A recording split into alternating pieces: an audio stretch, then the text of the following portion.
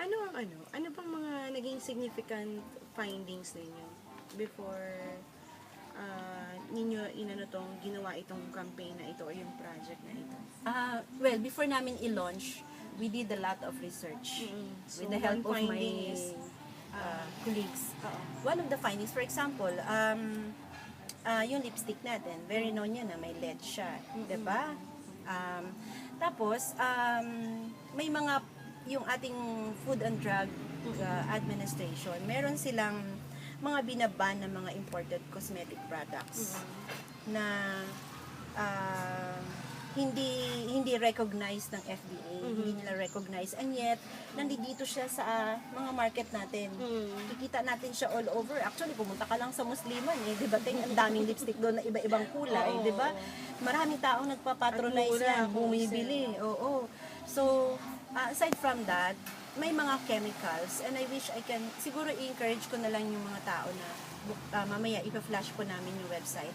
Nandoon kasi yung list ng mga substances or chemicals na pinagbabawal ng FDA na gamitin. So, I think, kasi ito, kung hindi tayo masyado maging conscious, na halimbawa, bibili tayo ng sabon or shampoo or simpleng panlinis natin ng bahay, kung hindi tayo magtsatsaga na basahin yung label ng bawat isa, at kumbaga intindihin kung ano ba yung mga masamang epekto ng mga produktong yun, I think walang mangyayari. Walang mangyayari. That's why, alam mo yun, ang dami pang pwedeng gawin. Like in the packaging, for example, dapat sana ma-highlight man lang yung mga chemicals na hindi good for the health, di ba? So, dapat ma-highlight or maiba man lang ang kulay sa label, yung mga ganun. Or, yun nga sana eh. So, pero, it's a personal decision na maging conscious tayo na kapag namamalengke tayo, we take time to understand the products that we are buying. So, marami nang naisulat about chemicals na masama sa ating katawan. In fact, si Senator Miriam Santiago, meron na siyang bill na i-file noong 2008. Ito yung tinatawag na Safe Cosmetic Act. Oo. And ang layunin po ng ng bill na ito na ma-ensure yung paggamit ng mga Pilipino ng mga safe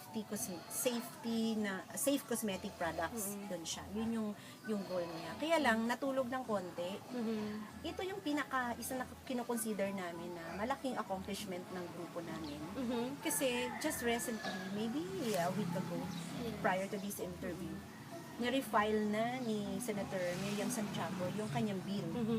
Kumbaga, binuhay ulit through the help of my colleagues, na sila yung tumutulong sa bagay na ito. Na-refile na po siya. And we are hoping na sana soon ay maging batas na talaga ito. At hindi lang siya batas, kung hindi ma-implement talaga siya ng maayos, na alam mo yan, sometimes maraming batas tayo pero natutulog lang kasi hindi hindi na susundan. Do you think there is a way na regarding dun sa cost niya na mapababa yan in the future? Based on your studies, did you ever come across a finding na eventually you can lower the cost?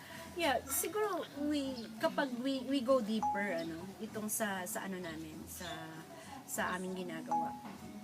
Kapag tinuloy-tuloy namin ito, siguro we'll go down to the level ng mga producers ng mga dealers na, and to really examine kung paano natin ma-adjust yung cost ng organic based products.